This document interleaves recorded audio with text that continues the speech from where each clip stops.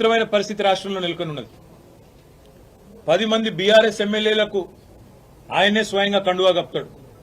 వాళ్ళ ఇళ్లకు పోయి బతిమలాడి కాళ్ళు మొక్కి సామదాన భేద దండోపాయాలు ప్రయోగించి ఒక్కొక్కరిని ఒక్కో రకంగా ప్రలోభ పెట్టి ఆయననే కండువాలు కప్తాడు.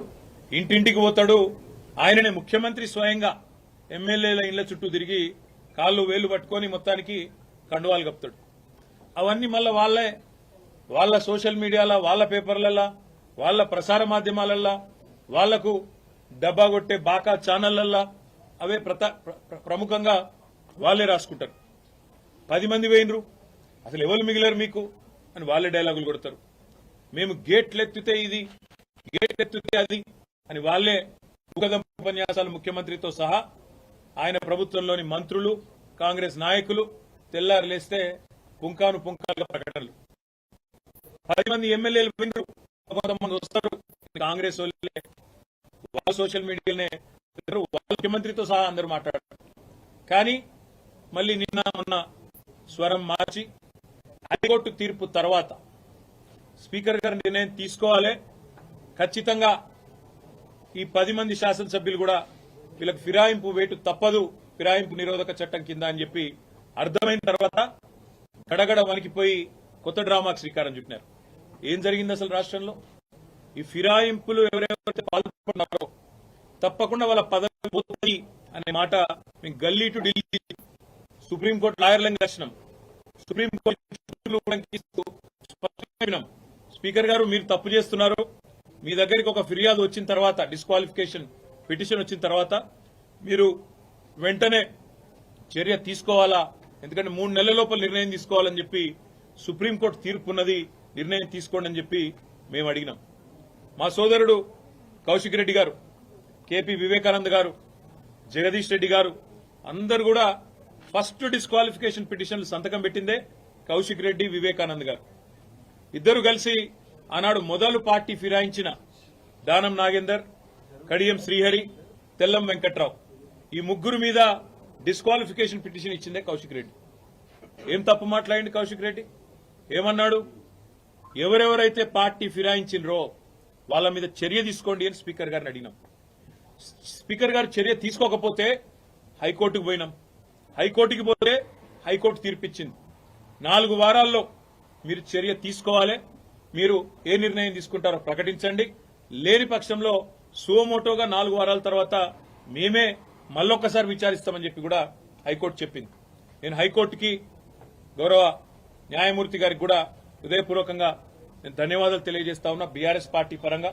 ఎందుకంటే మీరిచ్చిన తీర్పు వల్ల ప్రజాస్వామ్యాన్ని గౌరవించినట్టయింది, మీరిచ్చిన తీర్పు వల్ల సుప్రీంకోర్టు తీర్పును గౌరవించినట్టయింది.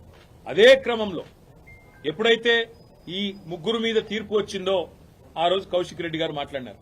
ఏమన్నారు కౌశిక్ రెడ్డి గారు?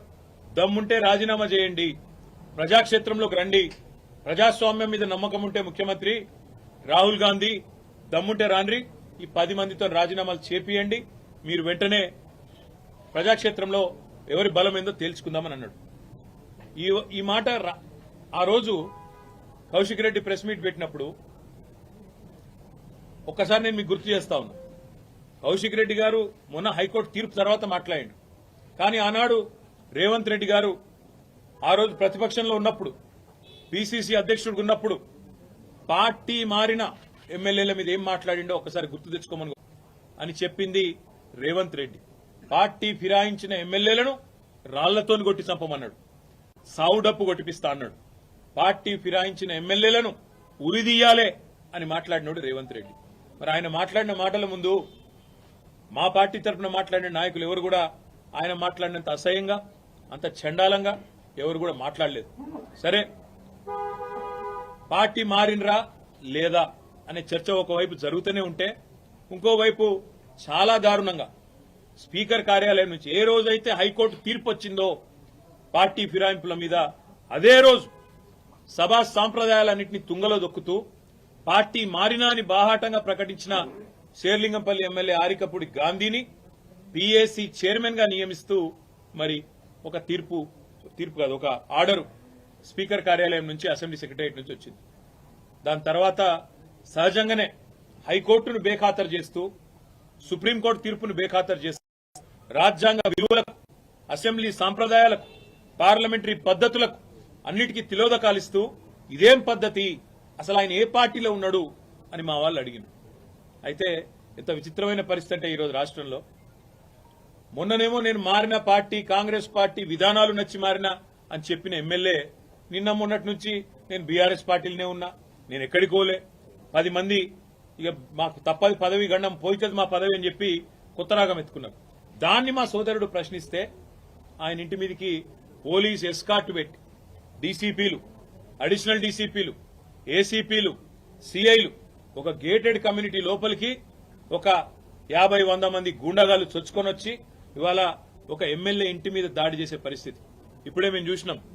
ఎమ్మెల్యే గారి ఇంటి మీద దాడి చేయడమే కాదు, వారి ఇంట్లో ఉండే పెద్దలు, వారి తల్లిదండ్రులు వచ్చినప్పుడు కానీ లేదా వారి మామగారు వచ్చినప్పుడు కానీ ఉండే రూమ్, ఆ రూమ్ మీద మొత్తం అద్దాలు బలగొట్టిండ్రు.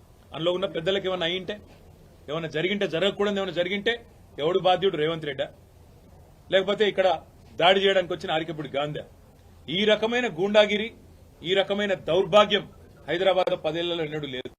ఒక ఎమ్మెల్యే ఇంటి మీదనే దాడి, అది ఎమ్మెల్యే ఇంటి మీదకి దాడికి వస్తుంటే ఫ్యాక్షన్ సినిమాల్లో చూపెట్టినట్టు కార్లకెళ్లి బయటికి ఏలాడుకుంటా 20 బండ్లు పెట్టుకుని లైవ్ పెట్టుకుంటా ఆడికెళ్లి ఇటు దాకా పోలీస్ ఎస్కాట్లో వచ్చిరంటే చేతగాని ఒక హోంమంత్రి, చేతగాని ముఖ్యమంత్రి ఈరోజు రాష్ట్రానికి ఉండడం వల్లనే ఈ దౌర్భాగ్యం దాపురించింది. అసలు రేవంత్ రెడ్డి, నేను అడుగుతా ఉన్నా, నువ్వు ముఖ్యమంత్రివేనా? అసలు నీకు అర్హత ఉందా?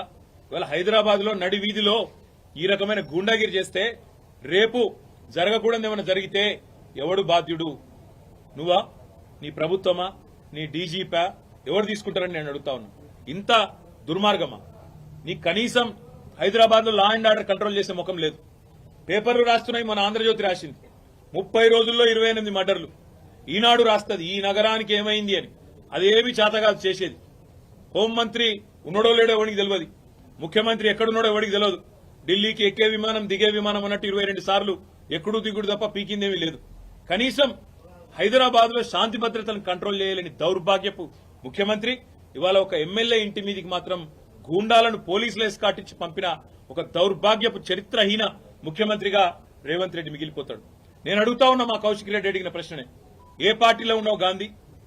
అసలు మీ 10 మంది ఎమ్మెల్యేలు ఎవడైతే పార్టీ మారినరో, ఎవరి ఇంటింటికైతే పోయి ముఖ్యమంత్రి అనేటోడు కండువా కప్పిండో, ఫస్ట్ మీరు ఏ పార్టీలో ఉన్నారో చెప్పండి. మీకు ఇప్పటికే స్పీకర్ దగ్గర పిటిషన్లు ఉన్నాయి 10. స్పీకర్ గారు కూడా తేల్చాలా.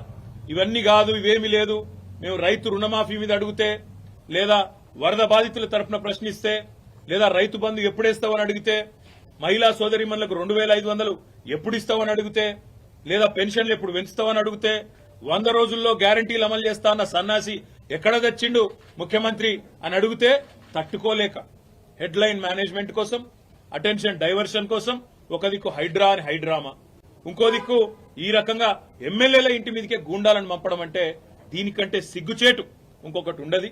తప్పకుండా నేను రేవంత్ రెడ్డిని అంటా ఉన్నా, చరిత్రలో నీలాంటి పనికిమాలిన ముఖ్యమంత్రులు, నీలాంటి తలమాసిన ముఖ్యమంత్రులు మస్తుగా వచ్చిండ్రు, మస్తుగా పోయినరు. పెద్ద పెద్దోళ్లతోనే కొట్లాడినాం, చంద్రబాబుతో కొట్లాడినాం, రాజశేఖర రెడ్డితో కొట్లాడినాం, కిరణ్ కుమార్ రెడ్డితోని, రోషయ్య గారితో ఎంతో మందితో తలపడ్డాం. నువ్వు వాళ్ళందరికంటే కూడా చాలా చిన్నోడు, ఈ చిట్టినాయుడు, నువ్వు చాలా చిన్నోడవు. నేను మా దగ్గర మా భాషలో చెప్పాలంటే హైదరాబాద్ లో బుల్లబ్బాయి అంటారు నీలాంటి వాళ్ళు. ఇలాంటి బుల్లబ్బాయిలు చిట్టినాయుళ్ళు చాలా మందిని చూసినాం. ఏం ఫరక్ పడేది కూడా ఏం లేదు, ఏం ఇంటికి కూడా వీకలేవు. కానీ ఏదో పైశాచికానందం 4 రోజులు ముఖ్యమంత్రి పదవిలో కూర్చున్నా, నేనేందో పెద్దోడిని అయిపోయినా అనేదో ఎగిరిగిరి పడతా ఉన్నావు. రేవంత్ రెడ్డి గారు అధికారం ఎవరికి శాశ్వతం కాదు. నువ్వు ఒక దుష్ట సాంప్రదాయానికి తెరలేపుతా ఉన్నావు. ఇది తప్పకుండా నిన్ను దహిస్తుంది, నిన్ను వెంటాడుతుంది. రేపు నువ్వు పదవిలోకి దిగిపోయినాక తప్పకుండా నువ్వు ఈ రోజు ఏదైతే దుష్ట సాంప్రదాయాలు నెలకొల్పుతున్నావో ఇవన్నీ నీకే చుట్టుకుంటాయనే మాట కూడా నేను వారిని హెచ్చరిస్తా ఉన్నా. తప్పకుండా ఈ 10 మంది మీద వేటు వేయాల్సిందే.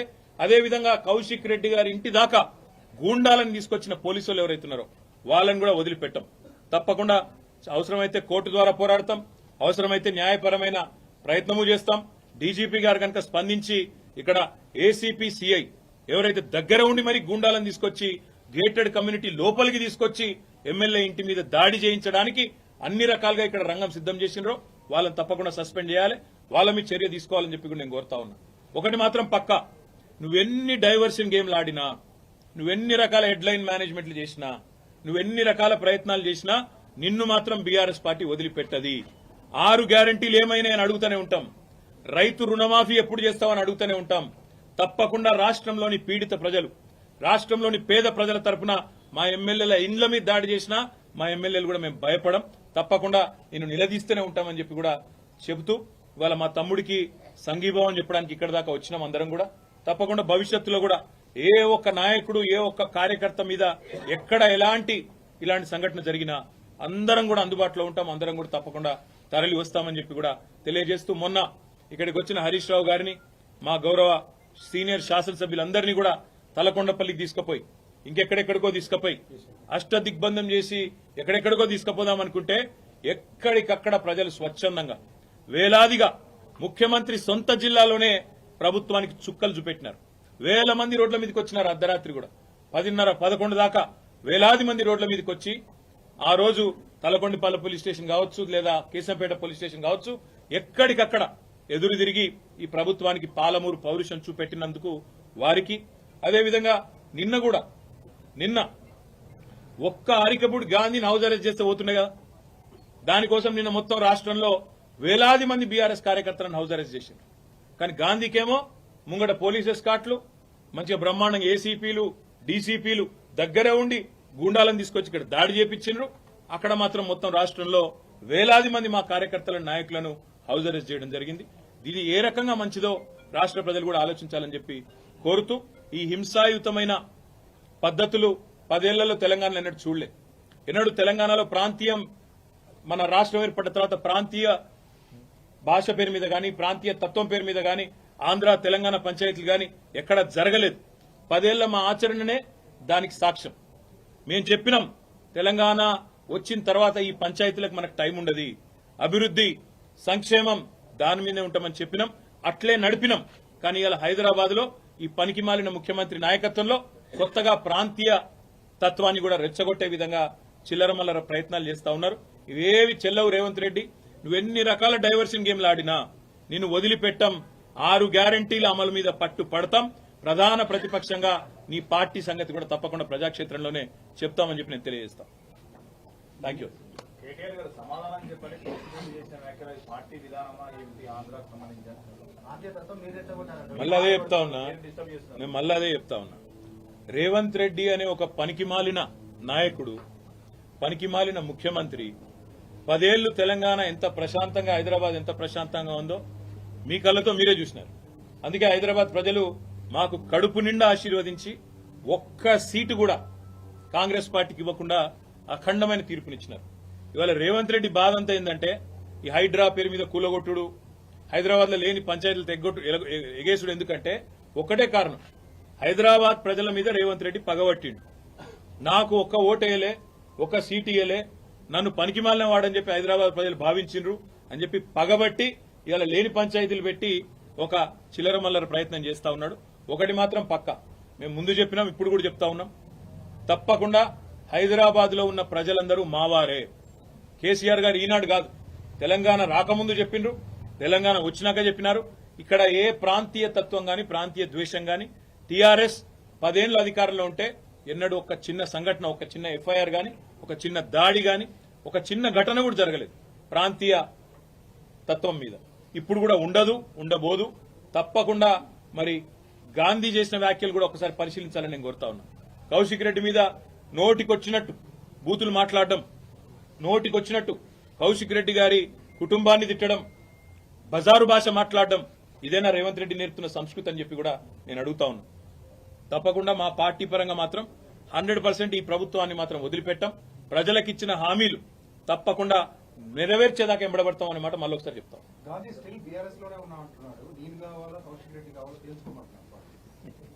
దీన్ని కామెడీ అంటారు. ఎందుకంటే మీరు అడగడంలోనే కామెడీ. నేను చూసిన ఆయన, నేను ఏదో సమావేశం పెడతా, మన్ను పెడతా అంటే విలేకరులే అడుగుతారు, ఏ పార్టీ సమావేశం పెడతావు సార్. ఇప్పుడు కొంతమంది ఎట్లయిపోయారంటే రాజకీయాల్లో కమెడియన్స్ కంటే ఎక్కువ హాస్యాన్ని పండిస్తా ఉన్నారు. ఆయననే పెట్టుకుంటాడు, నేను చేరిన కాంగ్రెస్ లా అదేదో రేవంత్ రెడ్డి ఏదో పీకి పందిరేసిండు, హైదరాబాద్ లో ఏదో చేస్తాడు, నేను అందుకే అలా చూస్తున్నా అన్నాడు. నేను అడుగుతున్నా గాంధీని, నువ్వు మొన్న ఎలక్షన్లు ఏం చెప్పినావు శేర్లింగంపల్లి ఓటర్లకు?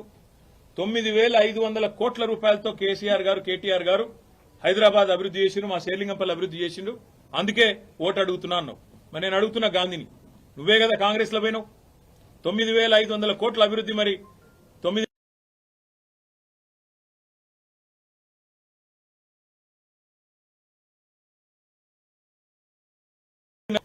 ఎందుకు అలా ఏదో దానికి